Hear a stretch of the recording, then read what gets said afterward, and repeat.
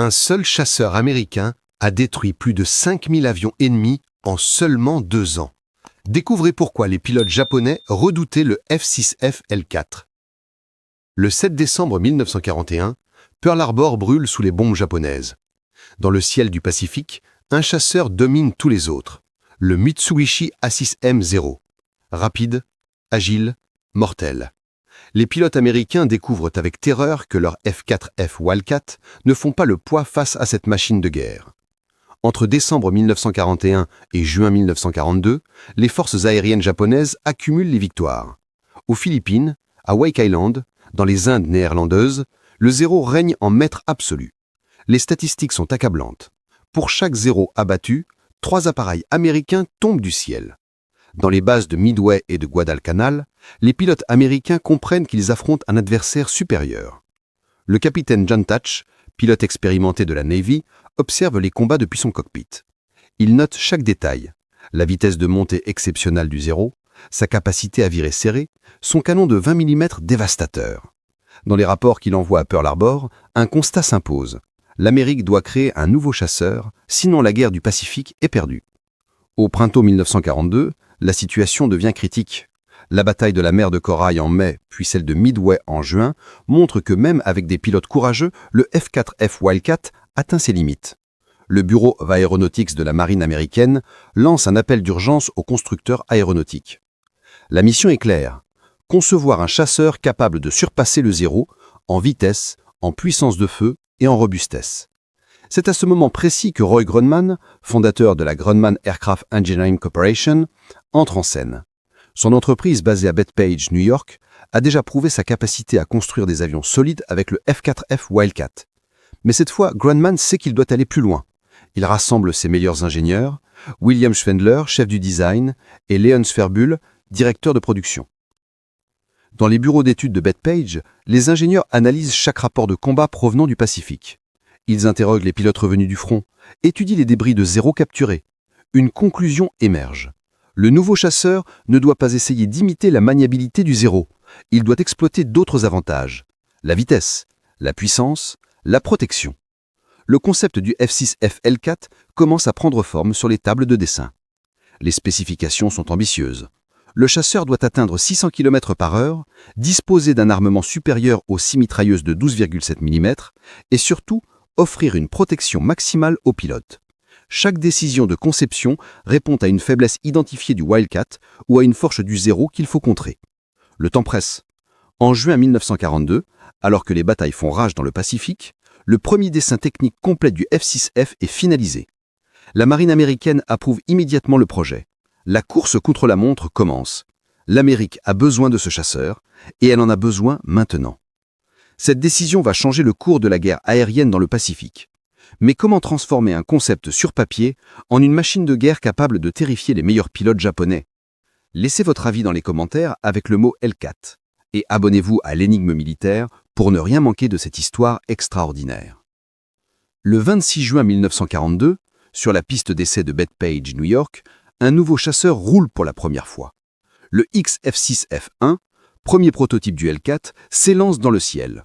Au cockpit, le pilote d'essai Robert Hall pousse les manettes.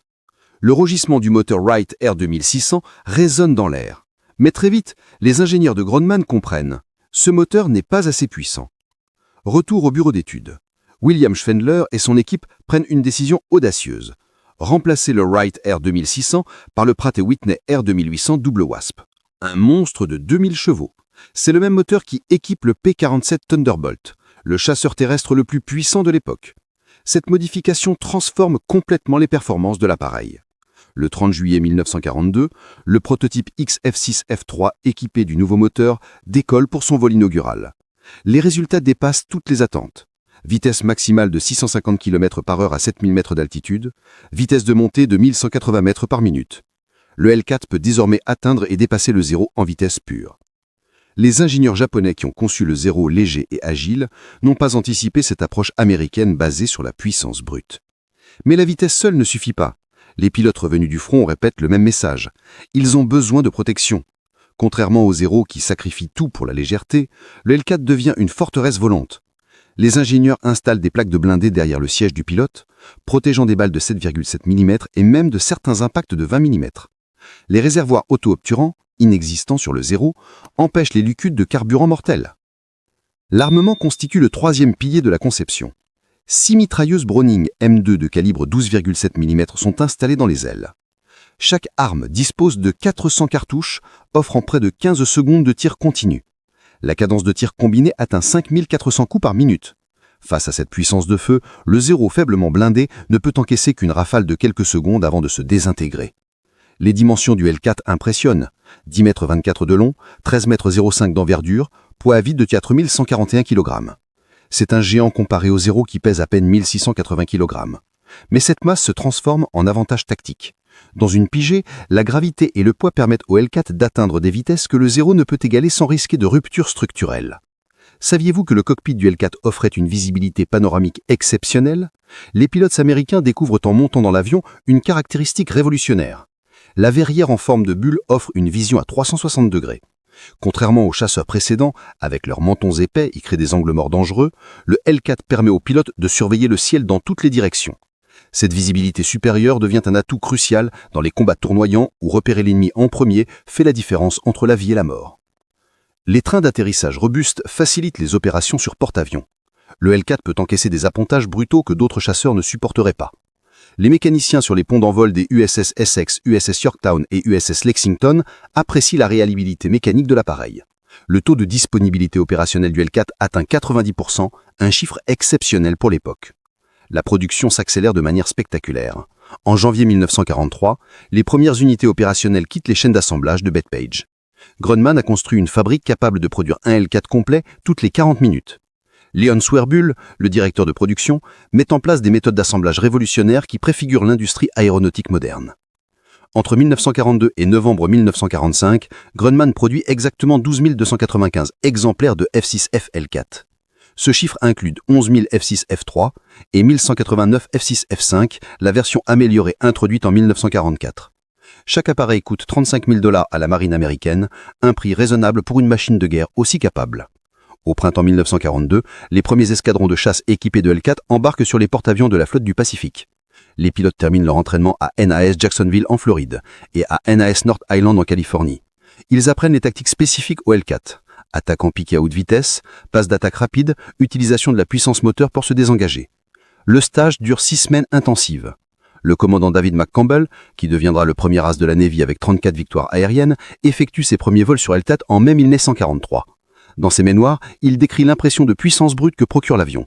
Le rougissement du R2600 au décollage, la poussée qui plaque le pilote contre son siège, l'accélération linéaire jusqu'à la vitesse maximale.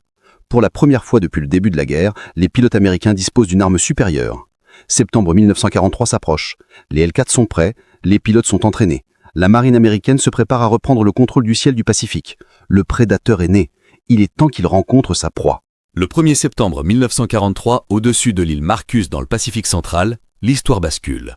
Un hydravion japonais Kawanishi H-8K, surnommé Emily par les Alliés, patrouille à basse altitude.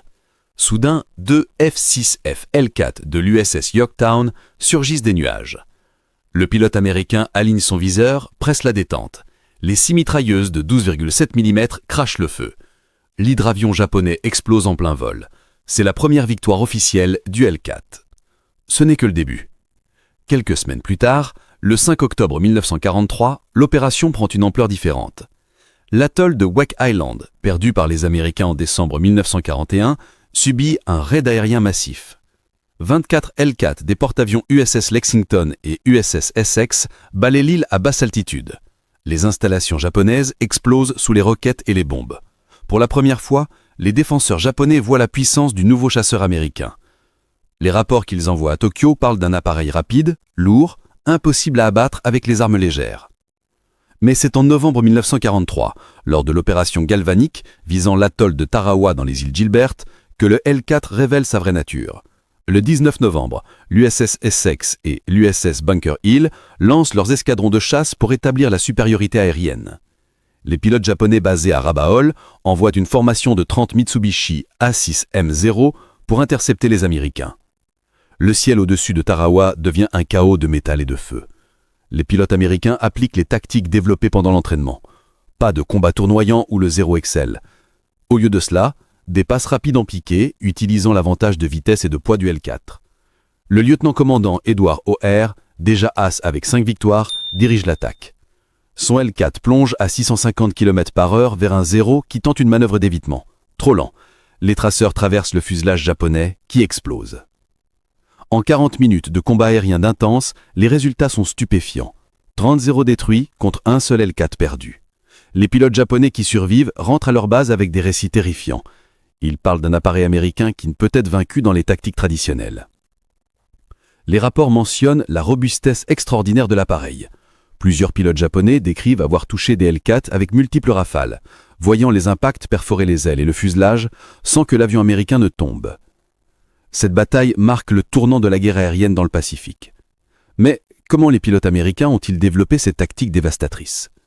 Pensez-vous que le L4 aurait pu changer le cours de la guerre si introduit plus tôt? Partagez votre opinion dans les commentaires. Le commandant David McCampbell, pilote du VF-15 embarqué sur l'USS Essex, perfectionne une tactique appelée Tash Weave, du nom du capitaine Tash qui l'a inventée.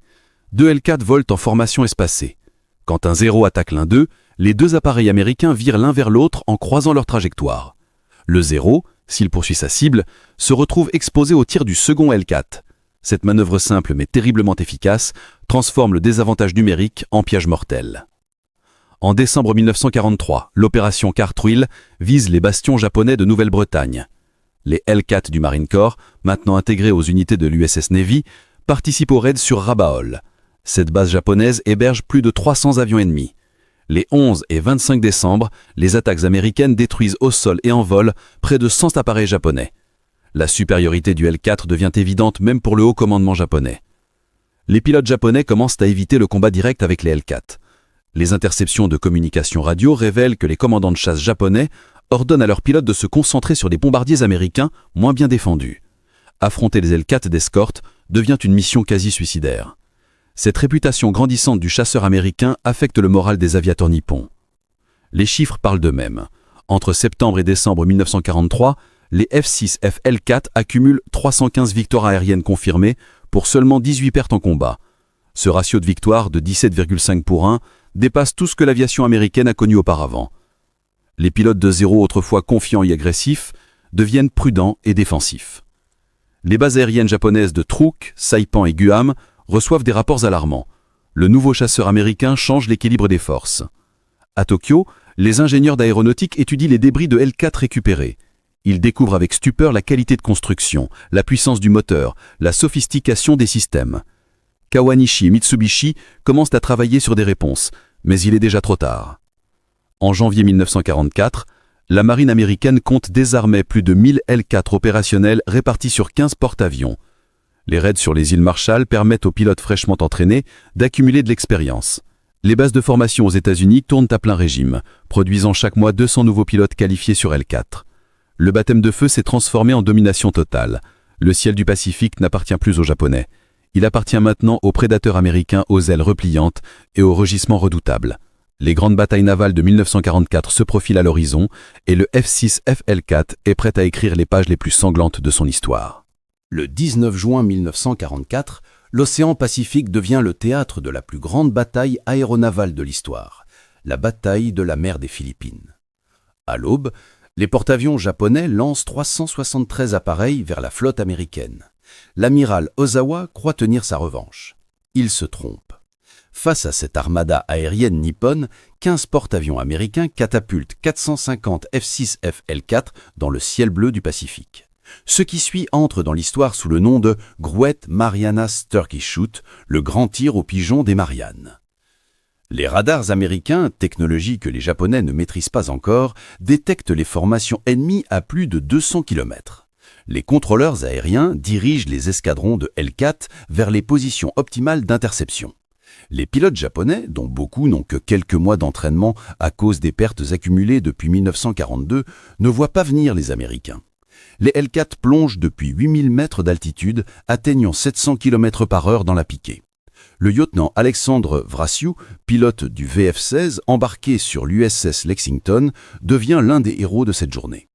En 8 minutes de combat frénétique, il abat 6 bombardiers torpilleurs Yokosuka D4Y Judy. Son L4 crache près de 2400 cartouches. Vrassiou décrit plus tard la facilité déconcertante avec laquelle les chasseurs américains massacrent les formations japonaises mal protégées.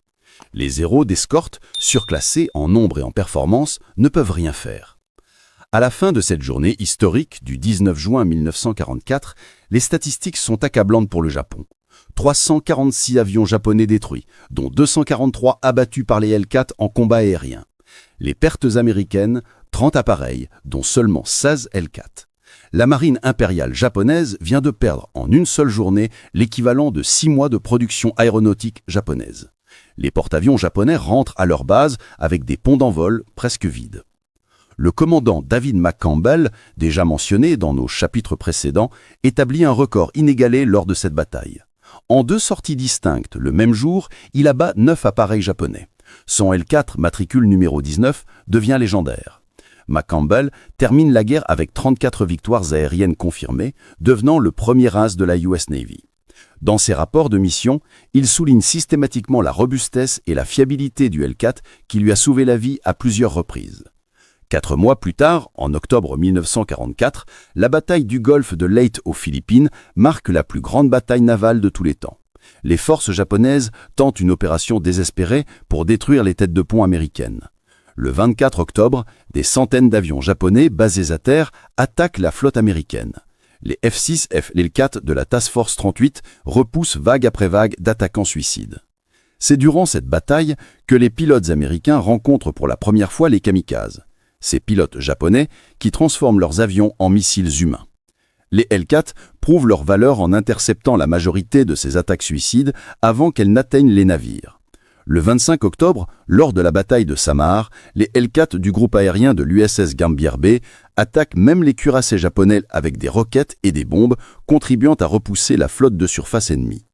Les statistiques globales du F-6 FL4 dans la guerre du Pacifique défient l'imagination.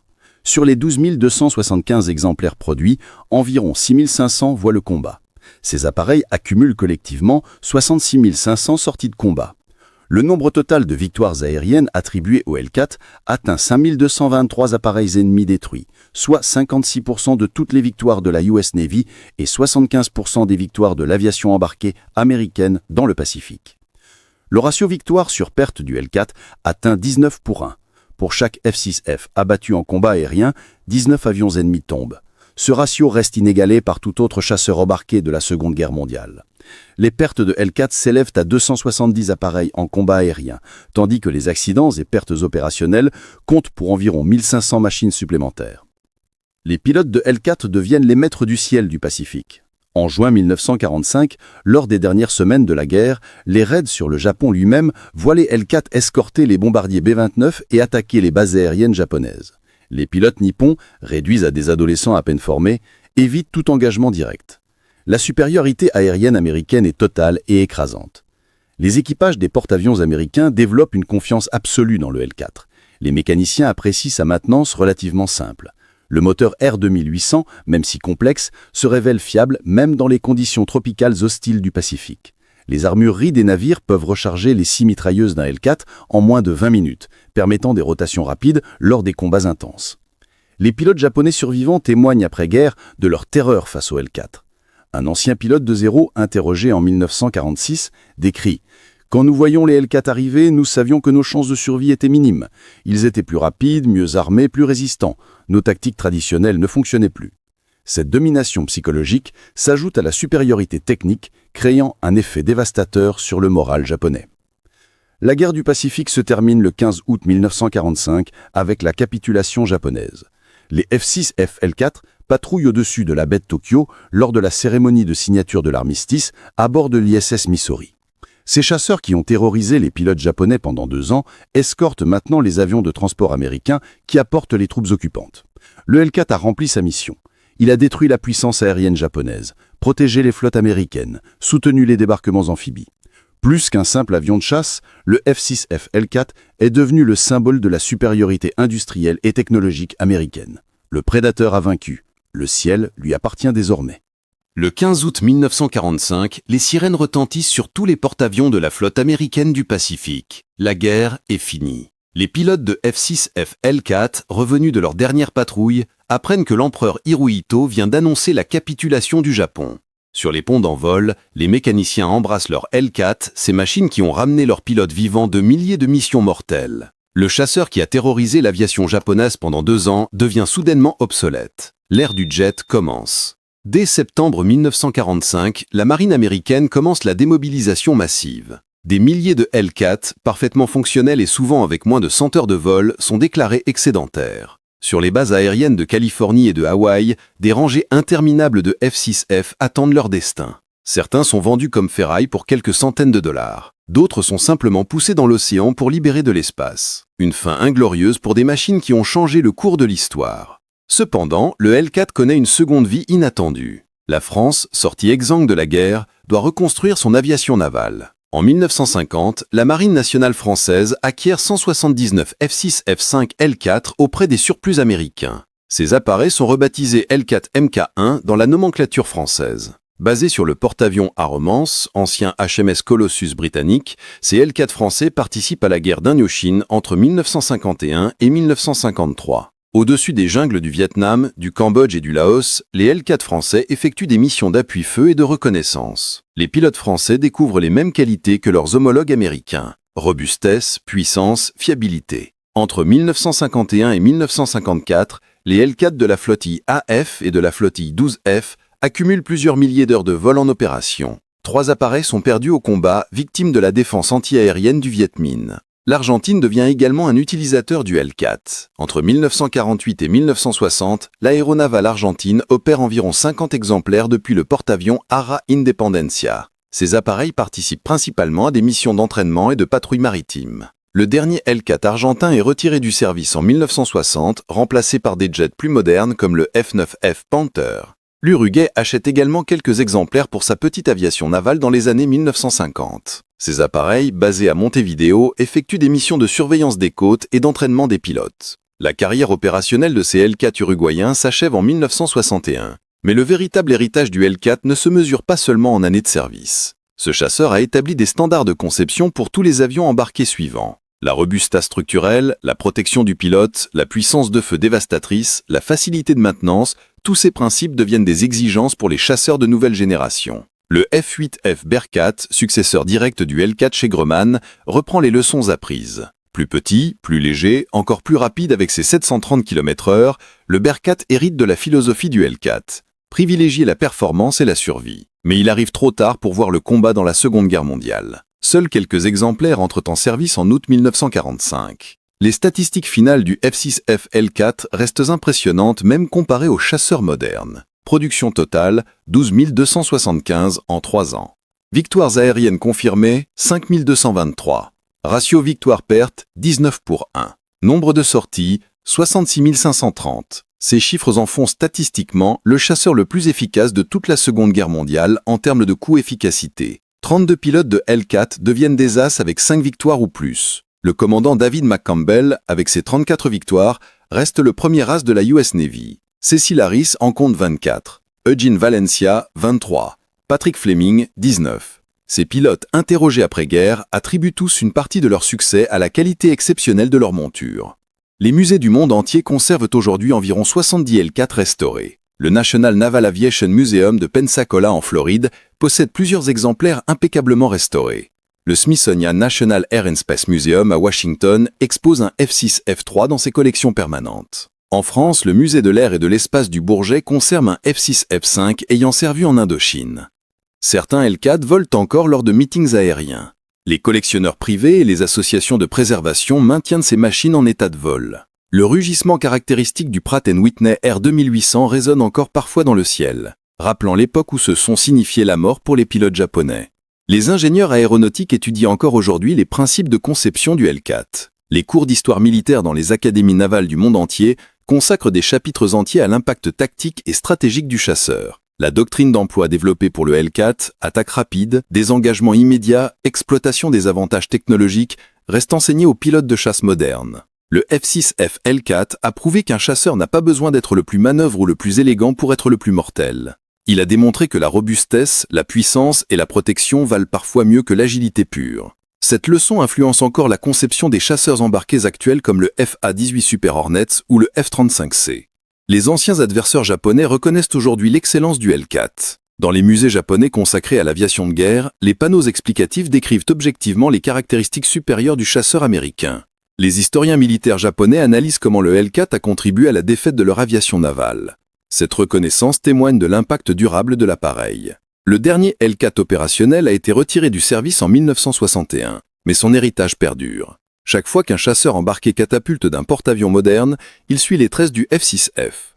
Chaque fois qu'un pilote naval privilégie la survie et l'efficacité sur l'élégance, il applique les principes du L4. Ce prédateur né en 1942 dans l'urgence de la guerre a établi un standard qui résonne encore 80 ans plus tard. Le F-6F L4 n'était pas seulement un avion. C'était une réponse industrielle, technologique et tactique à une menace existentielle. Il représente le moment où l'Amérique a transformé sa puissance industrielle en supériorité militaire écrasante.